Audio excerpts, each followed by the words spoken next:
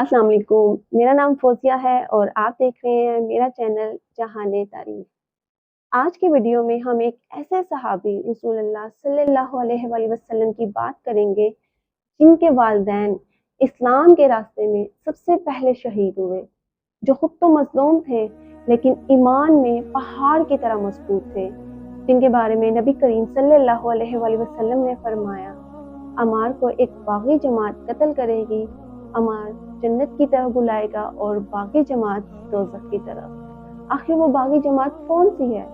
इससे पहले मैं हज़रत अमार रज़ी अल्लाह अन्हा की ज़िंदगी के बारे में कुछ बताना चाहूँगी। वो अमार जिनका मुझे तो क्या शायद मेरे ख़ानदान में भी किसी को नहीं पता था। हाँ, बस इतना पता था कि वो सहाबी रसूल सल्लल्लाहु अलैहि वसल्लम है, लेकिन उनका रुतबा, उनकी शान का नहीं पता था।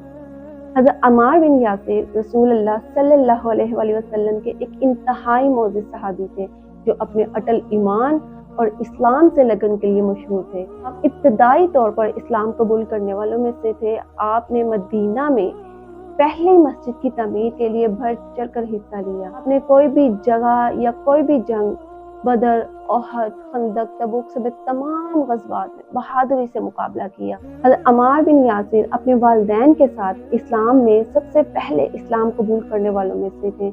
उनको अपने अकीदे की वजह से कबीला कुरैश की तरफ से तशद्दुद का सामना करना पड़ा। उनको सारी जिंदगी सब्र और तकलीफ से गुजारनी पड़ी।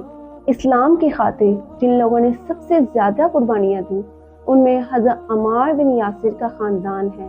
इस्लाम की पहली शहीदा समिया बिन खयात, जो हज़रत अमार की वालदा है, जिनको अबू जहल ने नेज़े से कत्ल किया। हज़रत यासिर बिन आम हज़रत अमार के वालिद हैं, जो दूसरे नंबर पर शहीद हुए। फिर उनके भाई को शहीद किया गया।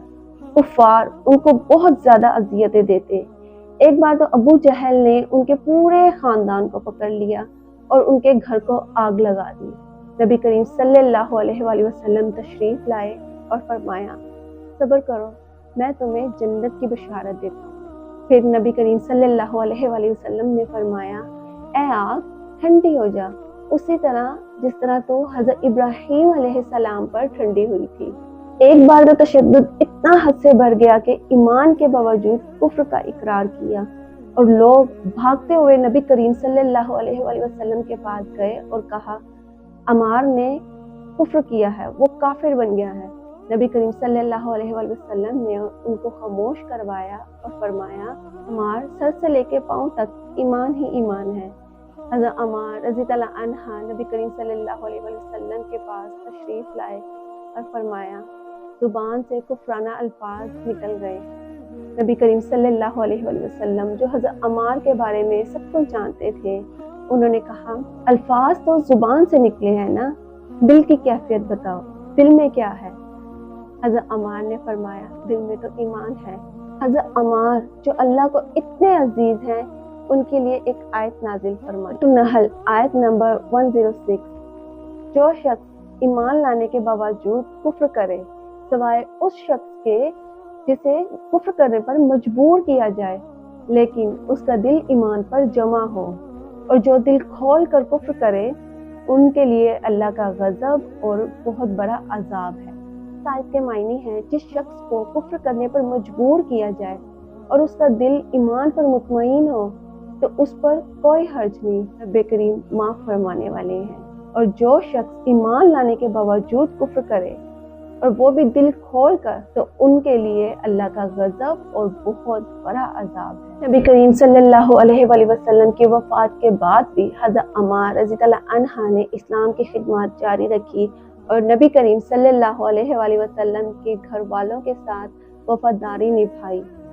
जंग सफ़ीन में भी जब हज़रत अली और हज़रत मुआविया के दरमियान जंग हुई, तब भी हज़रत अमार रज़ी अल्लाह अन्हा हज़रत अली के साथ खड़े थे। जंग यमामा में हज़रत अमार का एक कान शहीद किया गया, उस पर भी हज़रत अमार मुतमईन और खुश थे। वो इसलिए कि इस्लाम के रास्ते पर उनका कान शहीद किया गया। ये एक ऐसे सहाबी है जिनका रुतबा इतना आला है کہ میں بولتی چلی جاؤں گی، میں تھک تو جاؤں گی لیکن ان کا رتبہ اپنے الفاظ سے بیان نہیں کر پاؤں گی۔ جنگ صفین میں 93 سال کی عمر میں آپ کو شہید کیا گیا اور آپ کا قاتل حضرت معاویہ کے لشکر میں سے تھا۔ اب یہاں سمجھنے کی یہ بات ہے، کیا واقعی حضرت معاویہ باقی جماعت میں سے تھے یا حضرت معاویہ اور حضرت علی کو لڑوانے کے لیے حضرت عمار کو شہید کیا گیا؟ یہ بات کسی بھی جگہ سے ثابت نہیں ہے۔ ویسے دیکھا جائے حضرت علی حق پر تھے اور ہمیشہ حق کا ساتھ دیا، تو ان کے مخالف جو بھی آیا وہ حق پر نہیں تھا۔ حضرت عمار کے بارے میں مجھے نہیں پتا تھا۔ کیوں نہیں پتا تھا؟ کیونکہ کسی نے بتایا ہی نہیں۔ کسی بھی جگہ مدرسہ، اسکول، کالج، کہیں پر بھی ان کا ذکر نہیں ہوا۔ اور جس شخص کی وجہ سے مجھے پتا چلا وہ علی انجینئر ہے، جو میرے بڑے بھائی اور میرے استاد ہیں۔ میں ان کو اپنا استاد مانتی ہوں کیونکہ ان کی وجہ سے میں نے بہت کچھ سیکھا ہے، جیسے کہ نماز پڑھنا، نماز میں کون کون سی دعائیں ہیں اور کہاں کب کیسے پڑھنی چاہیے، اور بہت سے ایسے صحابہ ہیں جن کا مجھے نہیں پتا تھا، ان کے ذریعے مجھے پتا چلا۔ اور ہمیں بھی چاہیے کہ ہم آگے اپنے بچوں کو صحابہ کے بارے میں بتائیں، ان کا رتبہ، ان کی شان، ان کی عظمت، ان کا صبر، ان کی قربانیاں، ہر ایک چیز کے بارے میں، تاکہ ہمارے بچے بھی ان سے آگاہ ہو سکیں۔ ایک اور اچھی اور نئی ویڈیو کے ساتھ ہمارے ساتھ جڑے رہیں۔ اللہ حافظ۔